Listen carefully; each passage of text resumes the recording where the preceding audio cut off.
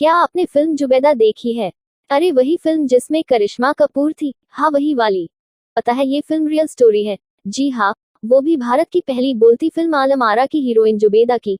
एक आजाद ख्यालों वाली अदाकारा जो हमेशा प्रेम की चाह में रह गई और एक दुखद अंत के साथ चली गई। हालांकि फिल्म के अंदर इनकी पर्सनल लाइफ पर ज्यादा फोकस किया गया था, इनकी प्रोफेशनल लाइफ इतनी नहीं दिखाई गई थी। इसलिए शायद ही आपको पता होगा कि इन्होंने बहुत सारी फिल्में की है। बतौर बाल कलाकार से लेकर एक वयस्क अभिनेत्री तक बॉलीवुड की डिमांडेड अभिनेत्री के तौर पर अपनी पहचान बनाई थी। तो चलिए जानते हैं बॉलीवुड की इसी डिमांडेड अभिनेत्री की पूरी कहानी मेरी जुबानी। जुबैदा बेगम का जन्म 1911 में गुजरात के सूरत में एक मुस्लिम परिवार में हुआ था। पढ़ाई लिखाई का तो पता नहीं, पर इन्हें अदाकारी और बहुत अच्छे एक्सप्रेशन देने का शौक था।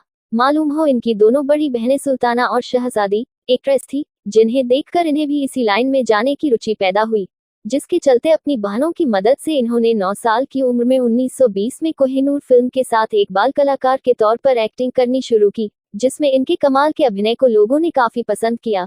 जिसके बाद ये कई फिल्मों में ऐसे ही बाल कलाकार के तौर पर नजर आए। और आपको बता दें यह सभी फिल्में बोलने वाली नहीं थी, इन्होंने सभी फिल्मों में अपने एक्सप्रेशन बॉडी लैंग्वेज के साथ दर्शकों का दिल जीता था।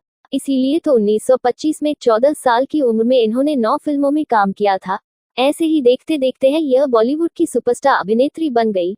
उस समय एक अभिनेत्री के लिए इतना स्टारडम काफी बड़ी बात हुआ करती थी। इन्होंने सभी अभिनेताओं को पीछे छोड़ते हुए अपनी पहचान बनाई। वही जब इन्हें 1931 में आलम आरा के जरिए इंडिया की पहली बोलने वाली फिल्म में अभिनय करने का मौका मिला, तो उसमें इनके एक्सप्रेशन अदाकारी के साथ लोगों ने इनकी सुरीली आवाज सुनी तो वो इनके और फैन बन गए थे।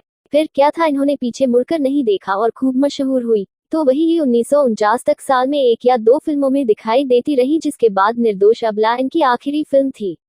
इस आखिरी फिल्म के बाद इन्होंने अपने पिता के दोस्त के बेटे के साथ शादी की और एक बेटे की मां बनी, पर वो शादी तलाक में बदल गई। तलाक के बाद इनकी जिंदगी तन्हाई में चली गई। पर फिर इनकी मुलाकात एक दिन मारवाड़ राजभवन में एक महफिल में महाराज हनवंत से हुई। महाराज ने जुबैदा को देखा और इनसे शादी की बात कह दी। जुबैदा का तलाक हो चुका था और इनका एक बच्चा था, इसलिए परिवार ने इसका विरोध किया, लेकिन हनवंत सिंह नहीं माने। 1950 में जुबैदा ने हिंदू धर्म अपनाया और उन्होंने जुबैदा से शादी कर ली। उन्होंने उम्मेद भवन छोड़ दिया और जुबैदा, जो शादी के बाद विद्या कुमारी हो गई थी, के साथ मेहरानगढ़ के किले में रहने लगे। और जैसा फिल्मों में दिखाया था, एक प्लेन हादसे में 1952 में दोनों मारे गए थे। वही जाते जाते आपको यह भी बता दे कि जो संजय दत्त की दूसरी वाइफ थी रिया पिल्लई, वो इनकी नातिन लगती हैं। क्या ये आपको पता था? कमेंट करके जरूर बताएं। और साथ ही ऐसी ही बॉलीवुड स्टार्स की बायोग्राफी जानने के लिए चैनल को सब्सक्राइब करना ना भूलें।